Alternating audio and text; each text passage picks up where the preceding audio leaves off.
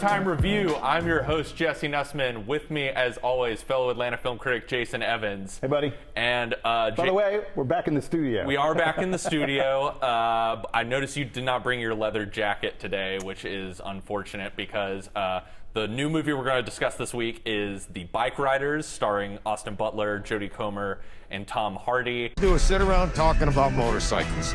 That's what we do. When I was a boy, I had a mind of my own. You don't belong nowhere else, so they belong together. But you're the man in charge. I'm Johnny. We're the Mad Dogs. I'm Ben. I like you guys. Kind of one of our movie star-centered films of the summer. Yeah, for sure. Although, you know, I'm not sure that, I guess Tom Hardy, I'm not sure that Austin Butler and Jodie Comer are big stars yet. I think we can argue that this movie solidifies that Austin Butler is definitely a star. Yeah, at this if point. I may, really quick, the film starts out with Jodie Comer walking into a bar. She sees Austin Butler it's a crowded bar. She sees him across the room and instantly loses her mind because he's so gorgeous. Like, it's nothing that he says, because frankly, I think he has like maybe 5 lines of dialogue in the whole movie. But I was sort of like, yeah, that tracks. She lost her mind upon seeing him. He is a gorgeous human being. Yes, a very handsome young man. So this is obviously Jeff Nichols' new movie, kind of, I believe he said it's based heavily on, or loosely, I guess, since it would be weird to adapt from a picture book, but he saw this picture book of motorcycle clubs in the 1960s and decided, I want to make a movie about that. And I would like to think in my heart that you can make a movie about anything, but maybe what I just set up kind of reveals sort of some of the limitations of this movie, which you can tell that this is a film where Jeff Nichols has a great deal of empathy and a great deal of fascination and love for this world of motorcycle clubs in the Midwest. And the imagery of it. Yeah, and it's clearly, you know, has shots and images in his head of these men in their leather and denim jackets sort of laid out on these motorcycles and cruising through these small towns. But I never really got the feeling like Jeff Nichols kind of landed on an idea for what he wanted this movie to be, and it sort of winds up feeling like, I think I described it to you afterwards as like a bit of a nothing burger. Like, we just sort of get to the end of the movie and I never really get any sense of, why is this club important to these characters? Who are we supposed to be identifying with in this story? And why should I ultimately care about what happened to this specific motorcycle club? What lessons did we learn? What insight did we gain? I mean, the way I said it to someone was, I mean, gorgeous actors, check. Gorgeous scenery, gorgeous photography, check.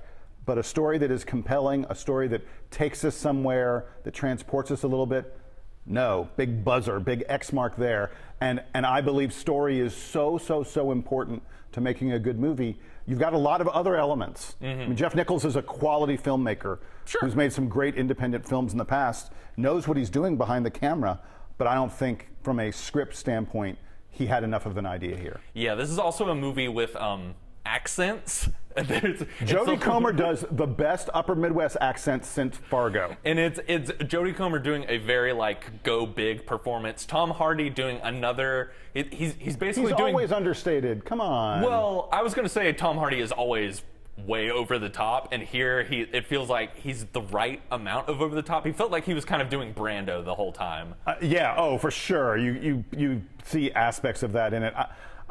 I felt like Hardy, look, he mumbles a tremendous amount of his lines. That's what he does in all of his films. I should be clear, I liked him in this movie more than I like him in other stuff. I'm usually not a Tom Hardy person, and he worked for me in the sort of tone that this movie lands in. Yeah, I mean, look, I don't know why we're talking about it that much more, because the truth is, we both went ahead and said it. The story's just not that compelling. So the performances, there's some really interesting performances in it, and we've only mentioned like 3 of the actors, but it's got a great cast. It's a huge cast. Yeah, just really well known. Michael Shannon just shows up randomly, has like one monologue, and then he's kind of Norman Reese from The Walking Dead. I mean, they Mike Faced from Challengers. Yeah, exactly. They've gotten a great collection of people to sort of round out this club, but as we've kind of been saying, they really we never feel sort of connected to these characters, and therefore kind of don't care what happens when sort of the club eventually starts to go downhill and becoming more of a crime organization as the movie goes on. Yeah.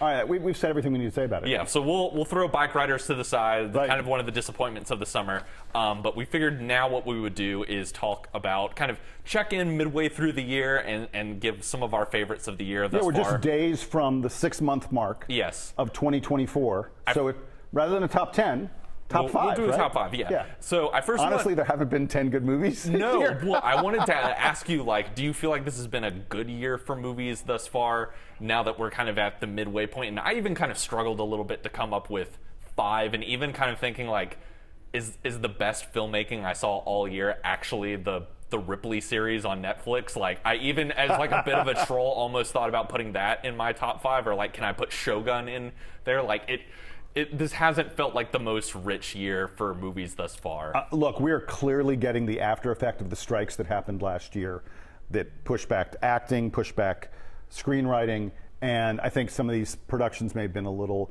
they got disjointed, maybe interrupted. Some of them got rushed to get out at this point.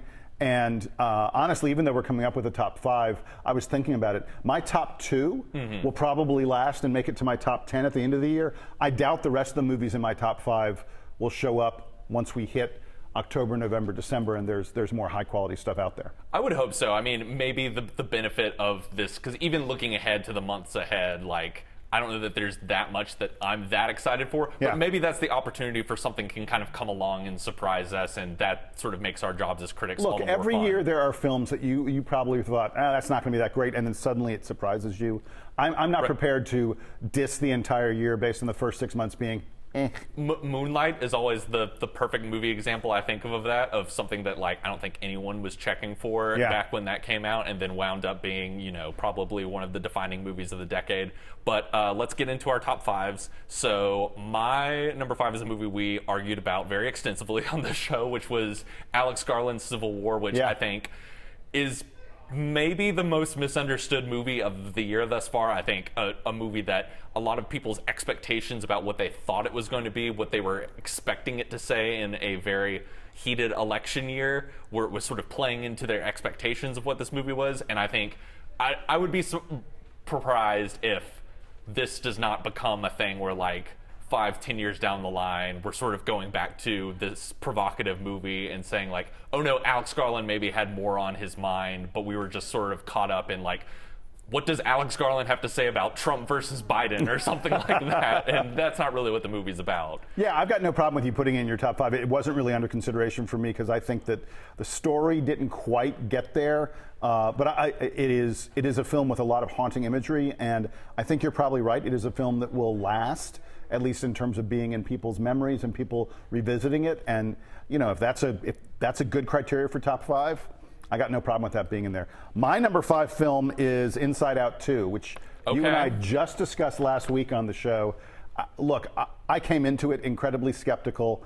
Pixar has had a poor run, frankly, in recent years of films that I think weren't very memorable and didn't, you know, impact people culturally. I think Inside Out, look, we've seen from the box office already, it's absolutely blowing the doors out. It's the biggest film we've had since Barbie last year, Barbie and Oppenheimer, I guess.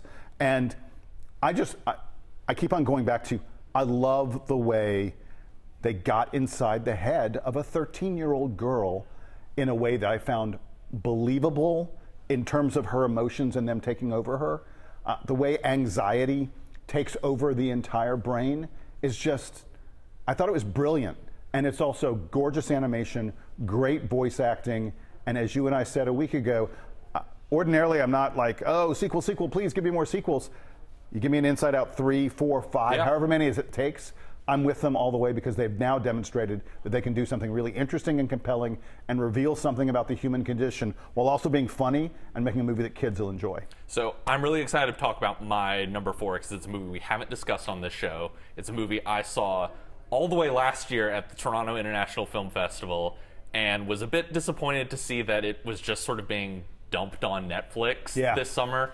And I've been warmed up a little bit by hearing people, whether it's fellow film critics like you saying they watched it and really enjoyed it, or even just normal everyday people in my life that I was worried like it would just get lost in the Netflix gobbledygook. Yeah. And have found it, and it seems to be a very popular movie, which is Richard Linklater's Hitman, which stars Glenn Powell in a movie star defining performance. I think he plays like 19 different characters, right. essentially. Essentially, the premise of the movie is it is very, very, very loosely based off of this actual true story of this college professor who had a side gig pretending to be an undercover hitman for the local police department. He would essentially show up to these meetings where people thought they were hiring a hitman, and he would sort of be the face of this sting operation that the police were doing. And what Richard Linklater and Glenn Powell, who also co-wrote it with Linklater, are able to do is then sort of advance this very goofy premise in where Glenn Powell is donning all these different costumes and doing all these funny voices into then he begins to fall for one of the a young woman who is they are trying to arrest. She is trying to hire a hitman, and then the movie becomes this very kind of perverse, twisted look almost at mystery, yeah, right, about relationships and the performances that we put on in the world, and using this idea of the hitman. There's this line in the movie of who is your hitman, and this idea of what version of ourselves are we creating and performing out into the world in order to attract a partner, in order to do well at our careers, in order to just move in the world at ease. And I don't know, I thought this was just such a surprising movie that is very funny in places, very sexy in places, as well as kind of finds this sort of dark, twisted noir place to go to in its final act that I was not suspecting would happen in a Richard Linklater movie. Look, I got, again, no problem with you putting that in your top 5. It is a very good film. I strongly considered it for my top 5. It didn't quite get there. But yeah, folks, the fact that you can see this on Netflix essentially for free, and it's a great movie to see at home because it doesn't have to be big and bold or anything like that. The only thing that kills me about it being on Netflix is it's such a great crowd movie. The first time I saw it was with a crowd, and it brought down the house in order to get people excited about what kind of experience it is. It really is a sort of hooting, hollering, whistling at the screen. Some of his kind of costumes, experience. when he comes out dressed as Patrick Bateman from American Psycho, I was just I was screaming at the screen even though I was all alone. So my number 4 film is Furiosa. Okay, that's my number 3. So yep. So we're in agreement that it is an excellent, excellent movie. We've been reaping what we've sowed with this movie not doing well at the box office. I don't understand what audiences want. I thought Come on, America. Yeah, I thought it was gorgeous. The stunts are just next level, fabulous. Anya Taylor-Joy is magnetic and easy to look at. Chris Hemsworth, probably in a different movie than everyone else in the film, but that's okay. But it's because he's having so much fun. Yeah, yes. He is. Look, I think it would be a very dour and difficult watch without him adding a ton of levity. But great, hey, make it more fun for me. I just don't understand what audiences want that they didn't want a film like this. Yeah, I bet this is going to be another one that even if I'm going to be even more liberal and say let's give it a few months for when this thing is on Netflix or HBO Max or whatever it's going on. I think people will find it and sort of say to themselves oh my gosh, how did I miss this in theaters? Yeah. I think even we'll get over the sort of lopsided complaint of it's no Fury Road, which no movie could be. It doesn't reach the perfect heights of that movie, but even still, I think is a really rip-roaring, exciting time at the movies. Yeah. All right. So you just did your number 3. Yes. Because that's your number 3. So my number 3 is a film called One Life, which is it stars Anthony Hopkins. It's a film that came out back in March. Didn't do big box office. Most people here probably haven't really heard of it. It is the true story of Nicholas Winton, who was a young British man in the 1930s who goes to Czechoslovakia. He was like a stockbroker, not someone who went there expecting to become a hero. And he ends up being integral in this operation to save Jewish children who would have been victims of the Nazi Holocaust if not for Nicholas Winton and some other people arranging for these kids to get on trains and travel across Europe to Great Britain, where they were adopted by British families. Everyone thought and hoped it was a temporary adoption. It turned out In most cases, it was permanent because their parents didn't make it. But Nicholas Winton ended up saving close to 700 children. And the film takes place both in the 1930s, and then Anthony Hopkins plays Nicholas Winton much later in life in the 1980s, in the late 1980s. For decades, for 5 decades, he never told anyone what he had done. He never told anyone about this operation and how he'd saved all these children. And then it sort of gets discovered, and he becomes the British Oscar Schindler. And he becomes this incredibly celebrated figure across Britain, even though he didn't do it for the attention. He did it because it was the right thing to do. It's a beautiful film in terms of how they recreate Prague in the 1930s. Incredibly compelling performances, obviously anchored by one of the great actors that we've had, over the past 50 years or so, in Anthony Hopkins. And then the ending is so powerful, so emotive. I don't know anyone who doesn't cry just huge bawling tears at what happens at the end of this film. And any film that can stir you to emotions like that deserves a spot in my top 5. So we both have the same top 2, but kind of in different places. But Yeah. let's talk with them as a pair, which is Dune Part 2 and Challengers. Yeah, you've got Dune #1, Challengers #2. Right. I've got them flipped. It doesn't matter. Exactly. Which, aside from us both really liking Zendaya and thinking she is a top of her class movie star, what is it about these movies, which were both hits, that you think make them so exciting and so much like above everything else that's kind of come out this year? Well, I put Challengers #1 because, first of all, I found the cast, not just Zendaya, but the rest of the cast, to be magnetic. I've used that word a couple times today, but that's the only way to describe them. You can't take your eyes off of them. They have electric chemistry, like pops off the screen. I found that we've talked about the score before by Trent Reznor and Atticus Ross. It is a dance score that keeps your toe tapping the whole time. I love the direction of the film. They put the camera in the tennis ball. They put it in the tennis racket. They put it underneath the court looking up at the players. The way the camera moves around mimics a tennis match at many times. You're going back and forth and back and forth. Back and forth. Yeah, but in ways that aren't necessarily obvious. That may seem obvious, but they do it in ways that aren't necessarily obvious. It's a film that is propulsive. It's a complex story that's told out of order. We flash back at times, we flash forward at times. I just found it easy to watch, with characters who I was incredibly interested in their lives, a score that just had me bouncing in my seat the whole time. What is not to love? And again, it's a film that I don't understand why more audiences didn't discover it. I guess it's not like a classic blockbuster kind of movie, but my goodness, there are people out there watching us who haven't seen this yet. It's such a great film. They can go out and rent it, and I mean, it does sort of warm my heart that it did manage to make some money at the box office, and does at least sort of indicate that audiences are open to sort of these more movie star driven movies. And I think another connection I see between them, you talking about the cast, these are 2 movies that I think have really exciting young casts in them.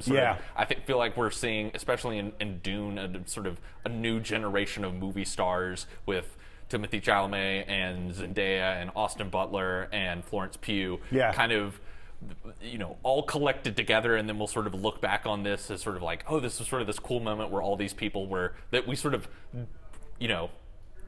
crowned this sort of generation. Is Dune 2 the Breakfast Club of the 2020s? That's an essay in the waiting. Right. But yeah, and I think both just having, really exciting directors at the helm and able to sort of deliver something that is a sort of thrilling experience on just like a pure aesthetic level, whether you're watching Dune and sort of feeling the seat shake and sort of Denis Villeneuve sort of enveloping you in the sort of texture of this world. I was watching a clip of it the other day of the worm riding sequence, and just how like visceral that feels compared to just sort of like any other kind of CGI filled set piece that we typically see. And with Challengers, taking a sports movie and finding all of these, Luca Guadagnino finding all these fun, creative ways to sort of put the camera and adding an extra dose of energy and sex appeal to this movie, that they are both movies that I think sort of combine various different elements of movie making into creating like really fun, memorable experiences. I'm so glad you mentioned the directors, because I think one of the things that is a hallmark of both of these movies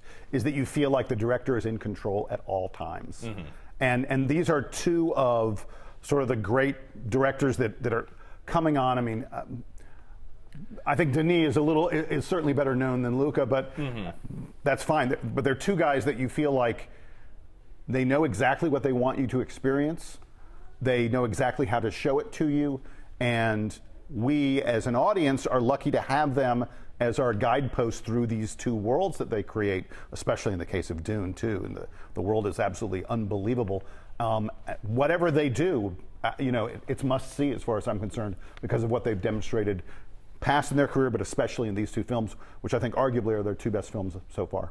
So as we wrap up and we look ahead to the next 6 months, what's one thing that you're like most excited for?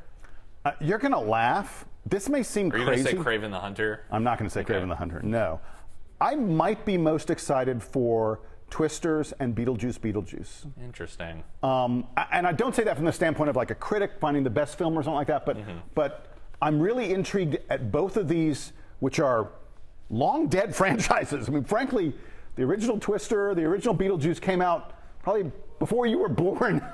I was alive when Twister came out. Okay, but a long time Yes. ago. The fact that they're revisiting these two films, to me says that hopefully they have something to say about them. And I know I'm getting a little bit of buzz, early test screening kind of stuff. I think both of them are going to be really good. And look, Hollywood is obsessed with IP and remakes and sequels and all that other kind of stuff. 3 of the films on my list are sequels. But I think these may be sequels that really work. And when they really work, like Dune 2, I'm all in. Yeah, I'm probably most excited for. I mean, I'm really interested what this Robert Eggers adaptation of Nosferatu is that's coming later in the year. That's a critic movie, though. It's a vampire movie. Robert Eggers is like out there, man. I love him, but he's out there. And speaking of out there, I'm going to continue being like, give me Megalopolis. I don't care how. It finally is going to get a U.S. release. It's getting a U.S. release in September. We'll hopefully talk about it on this show. The divisive reactions to that movie at the Cannes Film Festival just make me more excited to see it, in that it sounds like total bonkers, like nothing you've ever seen before. And whether it is a giant disaster or a like massive leap forward in movie making, I'm excited to just have something where it's like, I've never seen anything like that. I got news for you. I think it's probably in between. Probably, yes. Probably neither one of those. Probably the best of both worlds. But yeah, Francis Ford Coppola, I mean, look, whatever he wants to do, let's take a look at it and give it a shot for sure. Yeah. Well, Jason, thanks again for stopping by, and we will continue discussing the summer movies. But until that day comes, we'll see all of you at the movies.